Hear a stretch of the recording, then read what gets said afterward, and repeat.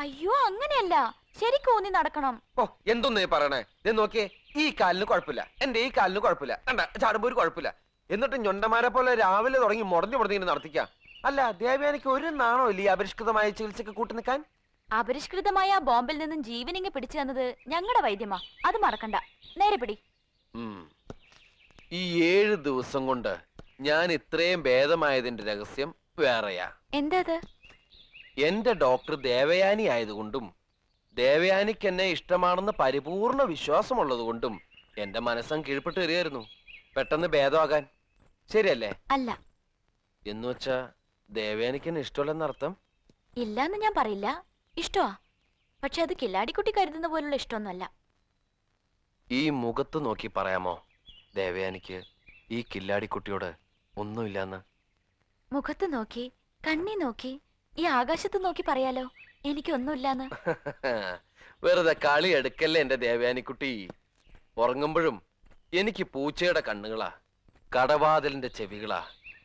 കഴിഞ്ഞ രാത്രികളില് ഞാൻ ഉറങ്ങിക്കിടക്കാണെന്ന് കരുതി എന്റെ കട്ടിലിൽ വന്നിരുന്നതും പിന്നെ എന്നെ കെട്ടിപ്പിടിച്ചതും എന്റെ നെഞ്ചിൽ മുഖം ചേർത്ത് തലോടിയതും ഒക്കെ ഞാൻ അറിഞ്ഞില്ലെന്ന വിചാരം? തെറ്റിദ്ധരിച്ചിരിക്കുമെന്ന് എനിക്കും തോന്നി. രോഗിയുടെ നാഡികളുടെ തളർച്ച മാറ്റാൻ 6 രാത്രികളിൽ വിധിപ്രകാരം ചെയ്യേണ്ട ഉഴിച്ചല് പോലുള്ളൊരു ക്രിയ അത്. ആണിന് പെണ്ണും പെണ്ണിന് ആണുമാണ് ചെയ്യേണ്ടത്. മനസ്സ് പതറാതെ മറിച്ചൊന്നും നനയ്ക്കാതെ ചെയ്യണം. വാ. അപ്പോ ദേവയാനിക്ക് എന്നോട് ഒന്നുമില്ല? ഇല്ല. ശരി, ഞാൻ കാണിച്ചു തരാം. എന്നാ കാണിച്ചു തരാം. എന്തായി കാണിക്കുന്നേ?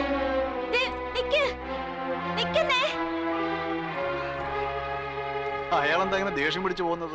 ഒന്നുമില്ല, ഞാൻ ചെല്ലട്ടെ. നിക്കേ, ഈയിടെയായിട്ട് എന്നോടൊന്ന് വർത്താനം പറയാൻ പോലും നിന്ന് വരാറില്ലല്ലോ. ഞാൻ പോട്ടെ. നിന്റെയും മരുത്താറിന് ക്ഷമ നശിക്കാറായിട്ടുണ്ട് കേട്ടോ. എത്രയും പെട്ടെന്ന് ആ ചികിത്സ കഴിക്കണം. പിന്നെ നമ്മുടെ ചികിത്സാ രീതികളെ കുറിച്ച് അയാളോട് വിശദമായിട്ടൊന്ന് പറഞ്ഞ് മനസ്സിലാക്കി കൊടുക്കണം. അല്ലെങ്കിൽ അയാൾ വെറുതെ തെറ്റിദ്ധരിക്കും. ഞാൻ പോട്ടെ പൂവനണ്ണ. ഇവിടെ പോവാ. അല്ല, ആരാ ഇത്? വരൂ.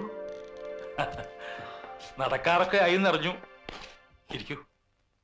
കുറച്ചു ദിവസമായി ഉള്ളിൽ കിടന്ന് വല്ലാതെ വീർപ്പ് മുട്ടുന്ന ഒരു കാര്യം പറയാനാ ഞാനിപ്പോ വന്നത്. അന്ന് കണ്ടപ്പോ എന്നോടുള്ള സ്നേഹം കൊണ്ട് പറഞ്ഞില്ലേ, ഒക്കെ ഭേദമായ പിന്നെ ഇവിടെ നിൽക്കണ്ട, കിണർ പണി നിർത്തി പൊക്കോളാൻ. അതേ സ്നേഹം കൊണ്ട് തന്നെ ആ പറഞ്ഞത് തിരിച്ചെടുക്കണം. എന്തെല്ലാം തടസ്സങ്ങൾ ഉണ്ടായാലും ആ കിണർ എനിക്ക് കുഴിക്കണം. വെള്ളം കണ്ടില്ലെങ്കിൽ ആ മണ്ണി കിടന്ന് മരിക്കുന്നവരെ കുഴിക്കണം. ഒക്കെ ഒരു നിയോഗം പോലെ തോന്നുന്നു. അന്ന് പോകാൻ പറഞ്ഞെങ്കിലും ഇങ്ങനെ അനുമതി ചോദിച്ചു വരുമെന്ന് എനിക്കറിയാമായിരുന്നു. നന്ദി പറയേണ്ടത് ഞാനാണ്. തുടങ്ങിക്കോളൂ. ദേവു ഇയാളെ ഇങ്ങനെ കറങ്ങാൻ വിട്ടിരിക്കുക? എളുപ്പം നടന്നെങ്കിൽ പോന്നു. എത്ര ദിവസം കൂടിയുണ്ട് ചികിത്സ? 5 ദിവസം. രക്തമല്ലിക്കൂട്ട് ഫലവത്തായതിന്റെ ഒരു ആഘോഷമുണ്ട്. ചികിത്സ തീരും മുമ്പ് അത് നടത്തണം. പൊക്കോളൂ.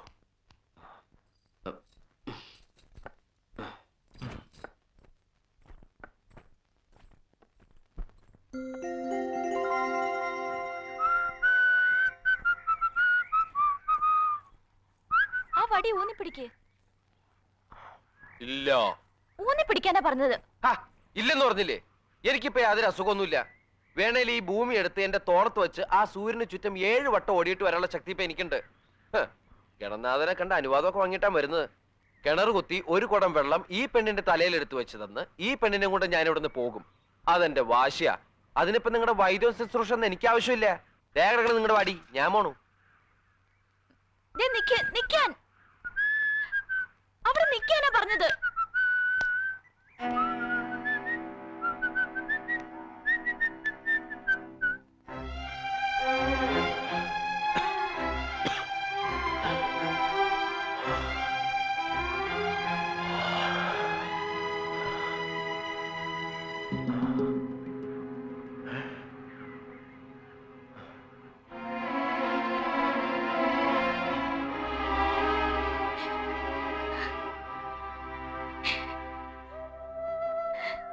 ഞാൻ പറഞ്ഞത് അത്രയ്ക്ക് ദണ്ണായി പോയെങ്കില് പിൻവലിച്ചു.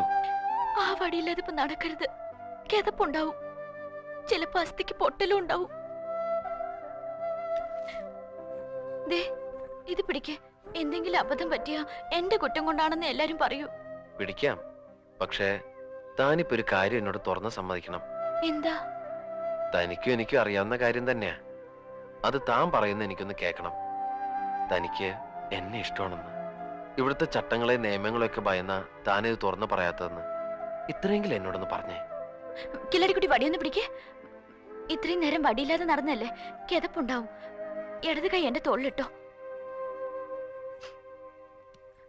ഇനി ഞാനൊരു കാര്യം പറയാം, കേൾക്കണം.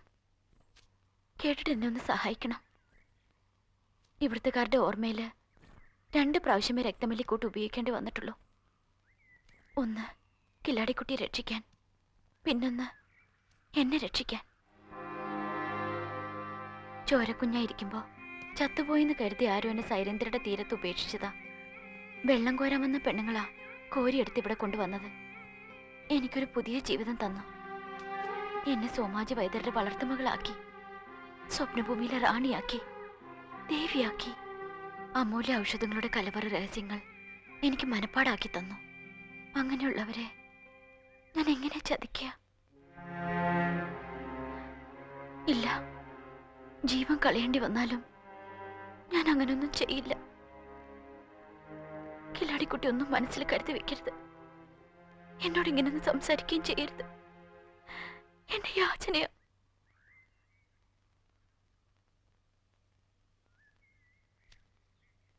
വല്ലപ്പോഴും മരുന്ന് ഭാണ്ഡങ്ങളുമായി വേദപുരത്തെത്തിയ തമ്മിൽ കണ്ടാൽ ഇത്തിരി നേരം വർത്താനം പറയണം. ആ ഒരു മോഹമേ ഉള്ളൂ എനിക്ക്, അത് മാത്രം. ഞാൻ പറഞ്ഞത് കേട്ടോ? കേട്ടു. ഇഷ്ടവും ബഹുമാനവും വളരെ കൂടിപ്പോയെങ്കിലും ഞാൻ പിന്മാറുകയാണ്. ശരീരം കൊണ്ട്, മനസ്സ് അതെനിക്ക് പറയാൻ പറ്റില്ല. ദേവയാനിയുടെ ചിന്തകളില് ഇനി ഞാൻ ഒരിക്കലും ഒരു ശല്യമായിട്ട് വരില്ല. സത്യം. പറ, ഇനി പറ, എന്താ എവിടെയുടെ കുട്ടൻസ്? വരൂ. കായകൽപ്പ ദണ്ടെന്നാ പറയണത്. ശരീരകോശങ്ങളെ മൊത്തം പുതുക്കി പണിയുന്ന മരുന്ന് അത് മുഴുവൻ. 67 ഔഷധക്കൂട്ടും 28 ഔഷധ മരങ്ങളുടെ കാതലും ചേർത്തുണ്ടാക്കിയതാ. ഈ കറുത്ത് കാണുന്നില്ലേ, ഇത് മുഴുവൻ പലതരം കാന്തങ്ങളാ. ഇത് 2 മാസം പിടിച്ച് നടന്നു നോക്ക്. അത് കഴിഞ്ഞ സൂര്യന് ചുറ്റും ഭൂമിയെയും ചുമന്നുകൊണ്ട് എത്ര നേരമാ? ആ, എവിടം വരെയൊക്കെ ആയി വാസണ്ണ? കംപ്ലീറ്റ് പാറ ക്ലീനായി. പിന്നെ പൊട്ടി അരഞ്ഞാനും കെട്ടി കൈക്കോല് കപ്പി ഉറപ്പിച്ചു. മണ്ണിൽ മാത്രം തൊട്ടില്ല. അത് കില്ലാടിയെ ചെയ്യാവുള്ളെന്ന് ഗണനാഥൻ പറഞ്ഞു. ആ, ഇനി നീ വരുന്നവരെ കാത്തിരിക്കുക. അതാ ഞങ്ങളുടെ ജോലി.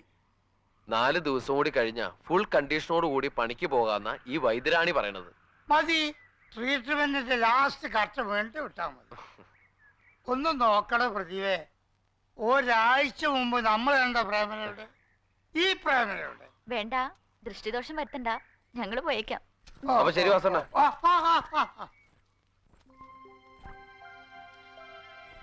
അവന് വേണ്ടി പറഞ്ഞു ജയിപ്പിച്ചെടുത്ത ജോലി പോലുണ്ട്.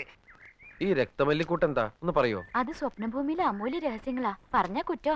ഓ, ഇനി ഞാനത് പഠിച്ചെടുത്ത് ലോകവിപണിയെ കൊണ്ടുപോയി വിറ്റ് കോടീശ്വരനാവുന്നുള്ള പേടിയായിരിക്കും അല്ലേ? ഹേയ്, അങ്ങനെ പേടിയൊന്നുമില്ല. ഒന്നല്ല 9000 പ്രാവശ്യം കേട്ടാലും നിയോഗം ഇല്ലെങ്കിൽ പഠിക്കാൻ പറ്റില്ല ആർക്കും.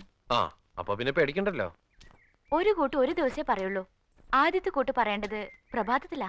അങ്ങനെയാണെങ്കിൽ നാളത്തെ പ്രഭാതത്തില് ആദ്യത്തെ കൂട്ട് പറയോ? പറയാം, പക്ഷെ ഒറ്റ പ്രാവശ്യം ഞാൻ പറയുള്ളൂ. പിന്നെയും പിന്നെയും പറഞ്ഞു കില്ലാടിക്കുട്ടി അത് മനപ്പാടാക്കിയ പിന്നെ ഞാൻ കുറ്റക്കാരിയാവും. ഛേ, എനിക്ക് കേൾക്കാനുള്ള കൗതുകം കൊണ്ടല്ലേ. ശരി, നാളെ പറയാം. പറയട്ടെ? നിക്ക്, ഞാനും ചിലർ ധ്യാനമൊക്കെ ഒന്ന് കഴിച്ചോട്ടെ. ആ, രക്തമല്ലിയില സൂര്യപ്രകാശത്തിൽ 7 പകലുണക്കി 7 പൗർണമികൾ നീളെ ശീതളിപ്പിച്ച് രാക്കുറിഞ്ഞി പൂമ്പൊടി ചേർത്ത് നേരിയമ്പാല ചാറിൽ ചാലിച്ച് നെയ്തലാമ്പൽ ഇലയിലിട്ട് പനിനീരൊഴിച്ച് കദളിത്തണ്ടിൽ കോരിയത് 7 കുമ്പിൾ. പിടികിട്ടി. പനിനീരൊഴിച്ച് കദളിവാഴത്തണ്ടിൽ അല്ലിയാമ്പൽ കടവിൽ അരക്കി വെള്ളം കഴിഞ്ഞു പോയി. അടുത്ത അത് നാളെ. ആനവാലാൽ തൊട്ടെടുത്ത നീലാഞ്ജനം നെൽപ്രമാണം പുലിനഖം ഉരച്ചെടുത്തത് എൽ പ്രമാണം. സൂര്യഗന്ധി സ്ഫുടം ചെയ്ത ശംഖുഭസ്മം 4 ചിപ്പി, ഊതി ഉണക്കിയ കരിവീട്ടിക്കറ 3 ചിപ്പി, 7 അന്തികൾ കുന്തിരിക്ക പുക കാണിച്ച് 6 ഉഷസിൽ കർപ്പൂരപ്പുക കൊള്ളിച്ച് പാരിജാത തളിരിൽ ചേർത്ത് വീഴ്ത്തിയത് 9 കുമ്പിൾ. എന്റെ അമ്മോ.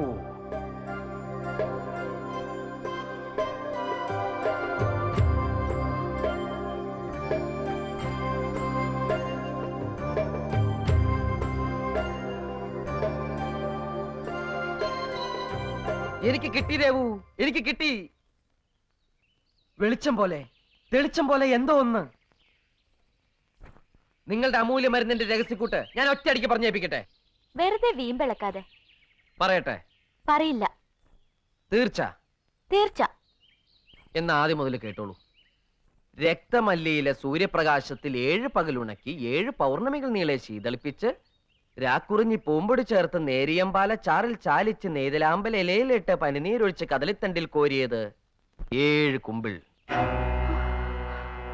ആനവാലാൽ തൊട്ടെടുത്ത നീലാഞ്ചനം നെൽപ്രമാണം, പുലിനകം ഉരച്ചെടുത്തത് എൽ പ്രമാണം, സൂര്യഗന്ധി സ്ഫുടം ചെയ്ത ശംഖുഭസ്മം 4 ചിപ്പി, ഊതി ഉണക്കിയ കരുവീട്ടിക്കറ 3 ചിപ്പി, 7 അന്തികൾ കുന്തിരിക്കപ്പുക കാണിച്ച് 6 ഉഷസിൽ കർപ്പൂരപ്പുക കൊള്ളിച്ച് പാരിജാതത്തളിരിൽ ചേർത്ത് വീഴ്ത്തിയത് 9 കുമ്പിൾ. നീലക്കറുക് തിന്നുന്ന പുള്ളിപ്പശുവിനെ 2 കൃഷ്ണപക്ഷം ചാമത്തവിട് ഊട്ടി വെളുത്ത പക്ഷത്തെ ഏകാദശി വരെ മുത്തങ്ങ ചതച്ചിട്ട ഞവരക്കാടി കൊടുത്ത് ദ്വാദശി നാൾ പുലരും മുമ്പ് പുല്ലാങ്കുഴലാൽ യമുന കല്യാണി കേൾപ്പിച്ച് താമര ഇതളിൽ കറന്നെടുത്ത പാല് സമം വെള്ളം ചേർത്ത് 18 പ്ലാവിലെ ഞെട്ടിട്ട് കാഞ്ഞിരക്കാതൽ കത്തുന്ന അടുപ്പത്ത് കാച്ചിക്കുറുക്കി കാലളവാക്കി ത്രിപല പൊട്ടിട്ട് വെണ്ണമട്ടിൽ കൊഴുപ്പിച്ച് ഓടത്തണ്ടിൽ നിറച്ചത് 3 കുഴൽ. എങ്ങനെയുണ്ട്?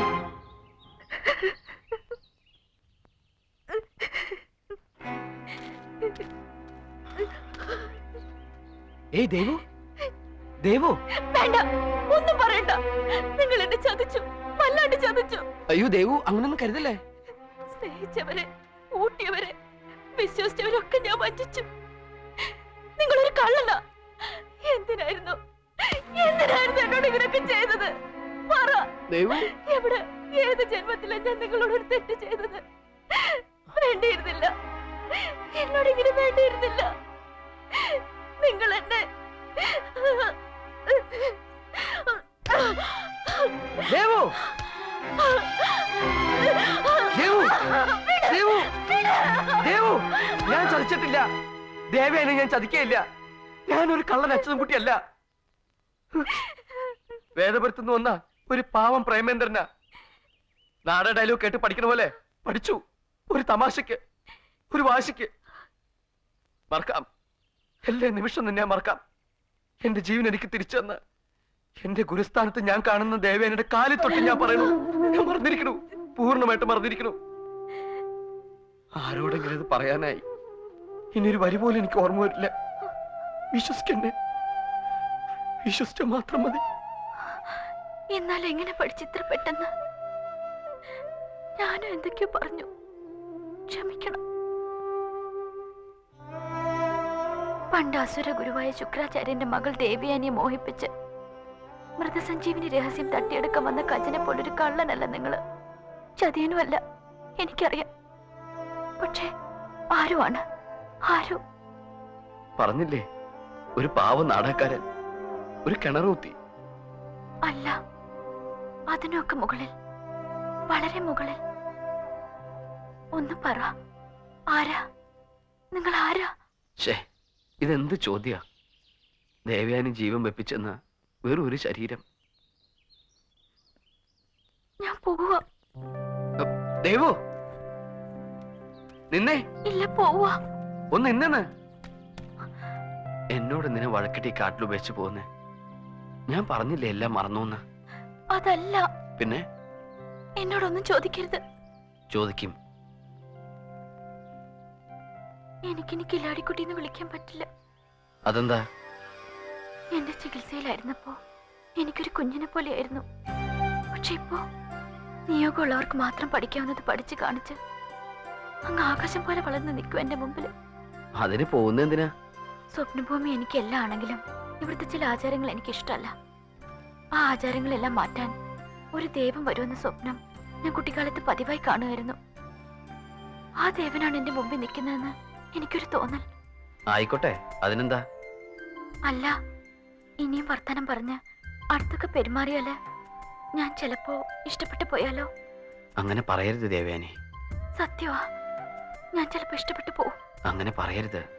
പിന്നെ ഇഷ്ടപ്പെട്ടു പോയിന്ന് പറയണം. ആണോ? ഉം. അപ്പൊ നമ്മൾ ഇനി കണ്ടൂടാ? ഇനിയാ കാണേണ്ടത്. ദേവു, ഒന്ന് നിന്നേ. ദേവു, എഴുതി വെക്കപ്പെട്ടിരിക്കുന്ന ചിലതൊക്കെ ഉണ്ട്. ഞാനിവിടെ വരുമെന്നും മണ്ണ് വെട്ടാൻ അറിയാത്ത ഞാൻ കിണർ വെട്ടുമെന്നും ദേവയാനിയെ കാണുമെന്നും ആ മടിയിൽ മരിക്കാനായി ഞാൻ കിടക്കുമെന്നും പിന്നെ ജീവിക്കുമെന്നും ഒക്കെ എഴുതി വെക്കപ്പെട്ടിരിക്കുന്നു. അതുപോലെ വേദപുരത്തുകാരൻ ഈ പ്രേമചന്ദ്രന് എഴുതി വെക്കപ്പെട്ട പെണ്ണ സ്വപ്നഭൂമിയിലെ വളർത്തുപുത്രിയായി ഈ ദേവയാനി. വളർത്തുപുത്രിയാണെങ്കിലും ഇവിടുത്തെ രീതികളൊക്കെ എനിക്കും ബാധകമാ. വിധിയുടെ മുമ്പില് രീതികളൊക്കെ മാറും. സങ്കടപ്പെടേണ്ടി വരരുത്. ഇല്ല, സങ്കടപ്പെടുത്തിയില്ല. ഇങ്ങനെ വേണ്ട, നമുക്ക് പോവാം. ഇഷ്ടപ്പെട്ടു എന്ന് പറ. ഇങ്ങനെ വേണ്ട, ഇഷ്ടപ്പെട്ടു എന്ന് പറ. നമുക്ക് പോവാം. ഇഷ്ടപ്പെട്ടു എന്ന് പറ. ഇഷ്ടപ്പെട്ടു.